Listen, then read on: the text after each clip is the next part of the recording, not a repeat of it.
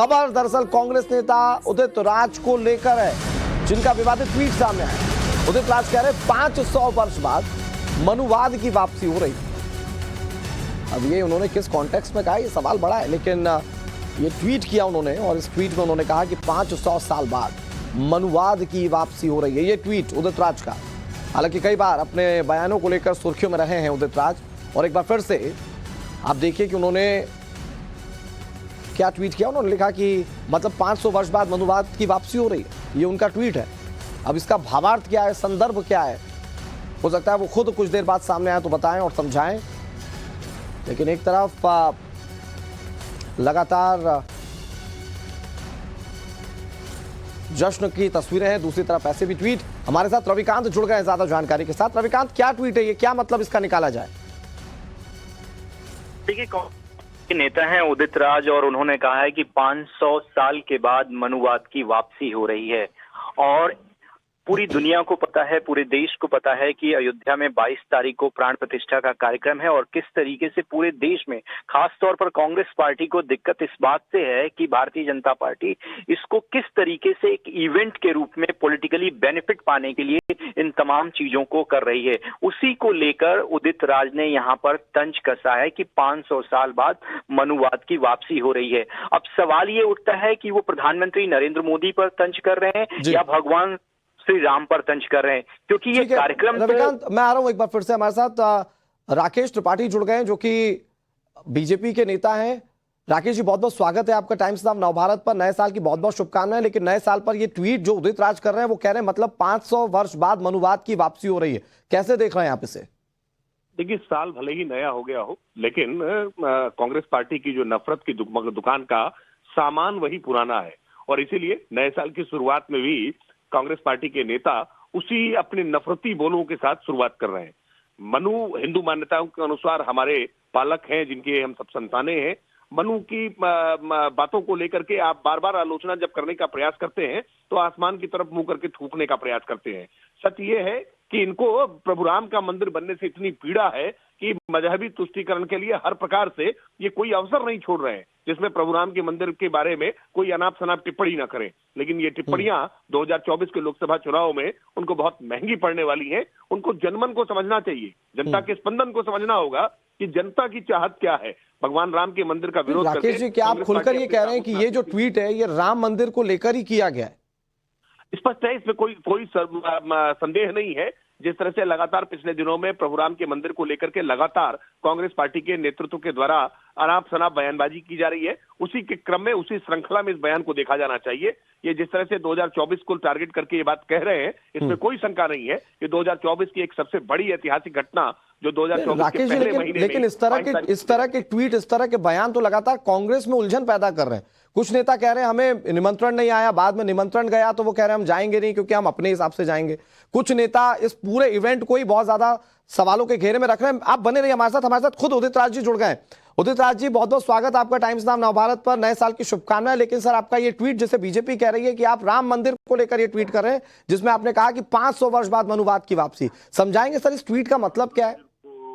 केंद्र बिंदु में रख करके नहीं किया हूँ, गलत है। लेकिन चीफ मिनिस्टर असम के हिमंता बिस्वा शर्मा ने जी 4-5 दिन पहले ट्वीट किया कि शूद्रों को यानी क्षत्रिय, ब्राह्मण और वैश्य की सेवा करना चाहिए। जब मैंने उस मुद्दे को उठाया तो ट्वीट डिलीट करके भाग खड़े हुए।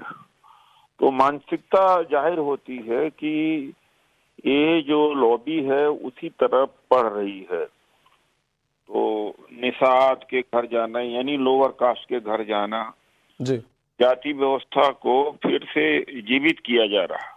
ये व्यवस्था रही, पहले निषाद राज हुआ करते थे, केवट, फिर सबरी हुआ करती थे लोअर कास्ट का, जी, उसको विलेज किया बेर खा करके। तो एक कॉन्स्टिट्यूशन नहीं, लेकिन उदित जी, इसमें दिक्कत क्या है? अगर किसी निषाद के घर पर प्रधानमंत्री चले जाए, कोई नेता चला जाए, तो इसमें दिक्कत क्या है? ये तो खुद भारतीय राजनेताओं की मांग रही है कि आप कभी निचले तबके के लोगों के साथ बैठते नहीं है, तो आज नेता कर रहे हैं, तो इसमें क्या दिक्कत है? अरे भाई मेरी बात तो सुने, मुझे कहाँ दिक्कत है इस बात का, मैं कहाँ दिक्कत कह रहा हूँ जी।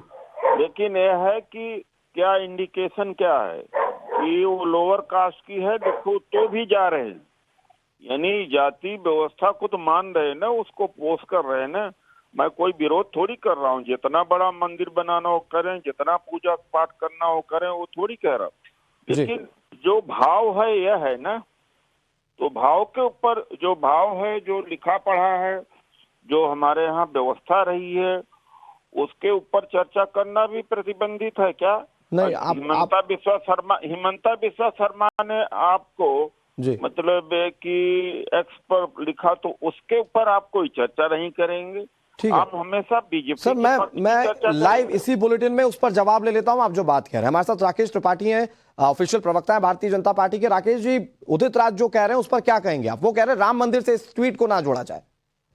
देखिए, उदित राज जी भारतीय जनता पार्टी से सांसद रहे और जब तक वो भारतीय जनता पार्टी के सांसद रहे तब तक उनको कभी कोई जाति व्यवस्था नहीं दिखाई पड़ती रही।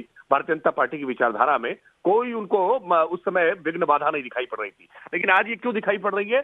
ये कांग्रेसीकरण है। कांग्रेस में जाना ही आवश्यक इस बात के लिए अपरिहार्यता है, अनिवार्यता है कि आप हिंदू को, सनातन को अपमानित करने का प्रयास करो।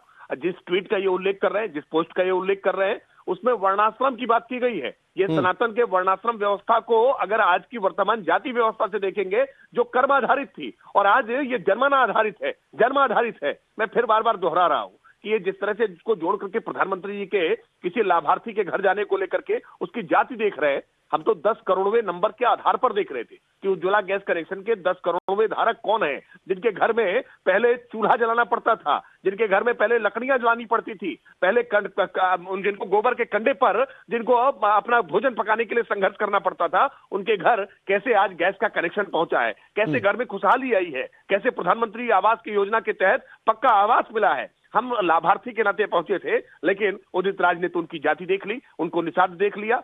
सच यह है कि उदित राज जैसे लोग हिंदू समाज के विखंडन के लिए, विभाजन के लिए कांग्रेस की उसी पुरानी रणनीति पर काम कर रहे हैं। उदित राज जी जवाब दे रहे हैं। उदित राज जी प्लीज सर जवाब दे दीजिए। ऐसा है, वो प्रधानमंत्री जी गए लाभार्थी के घर तो बड़ी अच्छी बात है, लेकिन आपके ही चैनलों पर निषाद के घर गए, निषाद घर गए, तो निषाद एक जाति है, तो कौन सा गलत मैंने बोला भाई? जातिवाद तो आप पैदा करते हो। टेलीविजन पर बैनर हेडलाइन लगातार चल रही कि निषाद के घर गए, वही बात तो मैं कह रहा हूँ। जब मैं कह दिया तो जातिवाद हो गया, आपने पैदा किया तो आप जातिवादी नहीं हुए। तो लाभार्थी बताते कि लाभार्थी के यहाँ गए थे, यहाँ तो बता रहे कि निषाद के घर गए, तो मैं कौन सा गलत कह रहा हूँ भाई? राकेश जी 10 सेकंड में प्लीज जवाब दीजिए। विरोध कर रहा हूं भाई, कुछ लाइनें, मैं सच्चाई को बता रहा हूं ना, कोई मैं विरोध कर रहा हूं ना, कोई गलत तो देखना है, कुछ तो उनको भी देखने वाली बातें चलानी पड़ेंगी ना, वरना उदित राज कैसे जान पाते कि उसकी जाति निषाद है? फिर उदित राज को राजनीति करने का अवसर भी तो चाहिए। मीडिया के माध्यम से पता लग रहा है ये जाति के आधार पर विभाजन करना बंद करिए। दुर्भाग्य यह मुसलमानों के भीतर ठीक है सर, है कि नहीं ये बताइए। ठीक है सर। उदित राज जी, आप जो बात कह रहे हैं आप वो पॉलिटिकल सिग्निफिकेंस के रूप में कह रहे हैं, जबकि राकेश त्रिपाठी उसे एक लाभार्थी के तौर पर बताने की कोशिश कर रहे हैं। शुक्रिया आप दोनों का हमारे साथ जुड़ने के लिए और पूरी चर्चा में शामिल होने के लिए। आप देखिए, उदित राज सीधे तौर पर कह रहे हैं वो जो मनुवाद वाला ट्वीट है उन्होंने राम मंदिर को लेकर नहीं किया है।